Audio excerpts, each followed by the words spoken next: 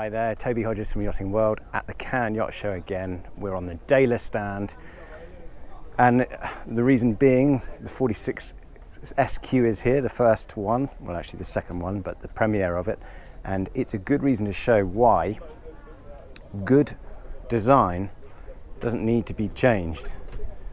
It can be facelifted, it can be adapted, but otherwise you're looking here at an 8-year-old 2014 hull shape hydraulic design, which has been adapted really to help it go and give it more longevity, because it works. They've built 100 of these 46s and they have a good reputation as performance cruisers. So we'll have a quick look over this one to see the main differences they have brought. Really, it's helping to utilize the volume the most, bring more light into it, and otherwise little tweaks here and there.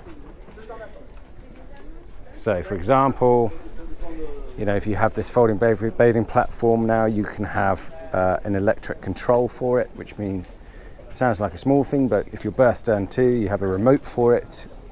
Gives you that security, peace of mind for stepping on board, shutting the boat off.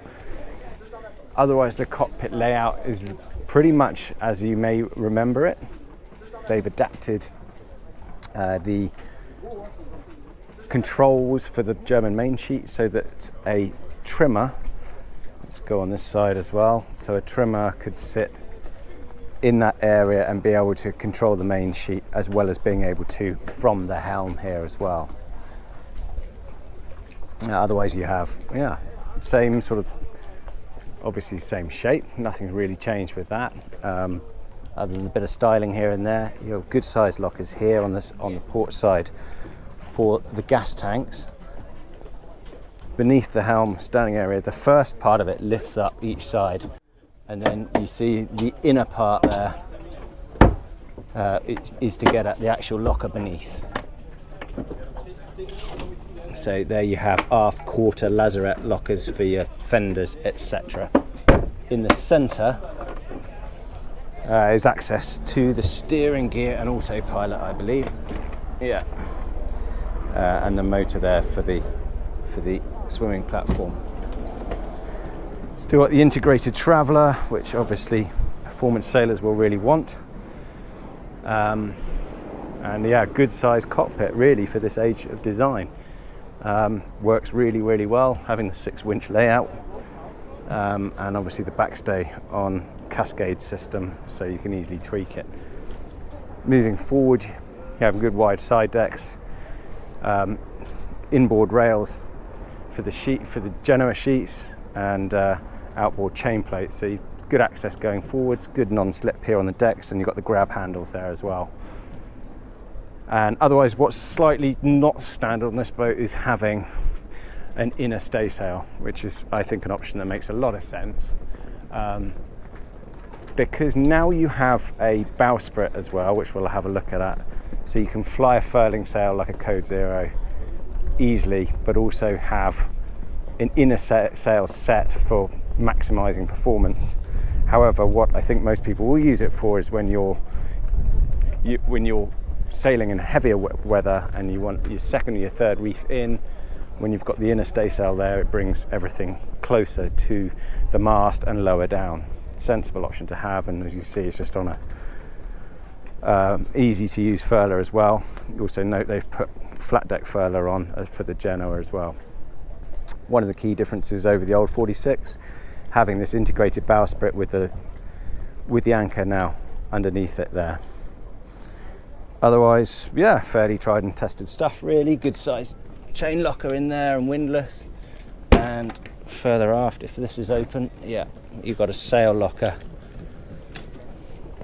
So good size there for putting spinnaker, etc. in. And the crash-proof bulkhead, the waterproof bulkhead, and the main bulkhead all in composite, with only the aft bulkhead in timber. So this has the low spray hood on it, so you have to duck. It's only about 5 foot high, if that, to come in the companionway. But the steps nice and shallow down into the interior and curved as well. And as you can probably see, it's a pretty contemporary layout. This has a mahogany finish as standard, like this boat. Available also with teak, oak and cherry, I believe.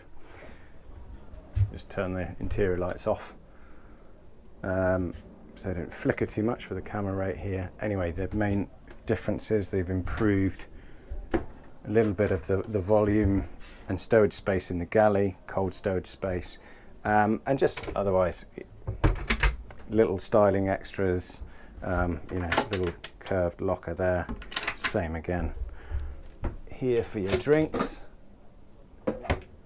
Good size saloon. The main thing to note here is there is an option for a chart table. So this Italian owner chose not to have one. You can have a little switch panel aft there. The central part of the port berth here could be a proper forward-facing chart table with obviously connection, visual connection through to the cockpit, or you can have a forward chart table. If you choose the aft one or the forward one, there is the potential to have an electric sliding seat here. Now what that means is, you know, if there's just 2 or 4 of you, you'd sit around here, you'd fold that back over and just use the table, plenty of access. If you want to keep this access, you can obviously push a button here and that seat will slide out and easily slide back in again to give you access through to this forward cabin. And they wanted to have proper 2 heads compartments, so with 2 separate showers on them. Good light in here, and while on that subject, enlarged coach roof windows in there, so you get a lot more natural light in the boat. Again, a little vanity table there, and you see in here the separate shower stall as well.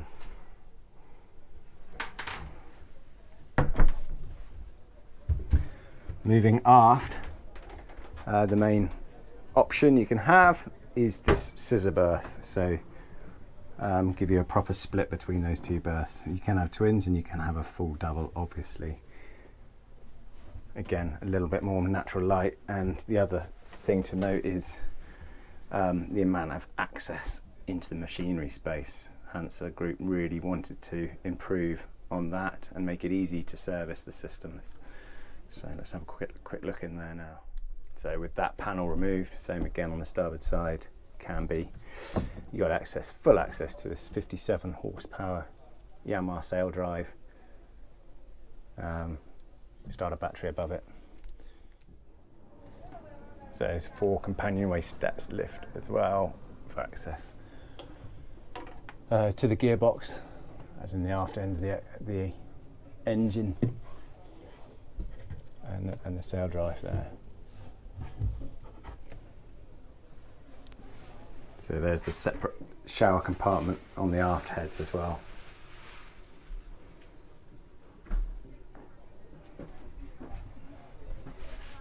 And then to starboard, good sized double, goes right under the cockpit. Again, I haven't put the lights on in here, but good amount of natural light, and there's the engine access as well.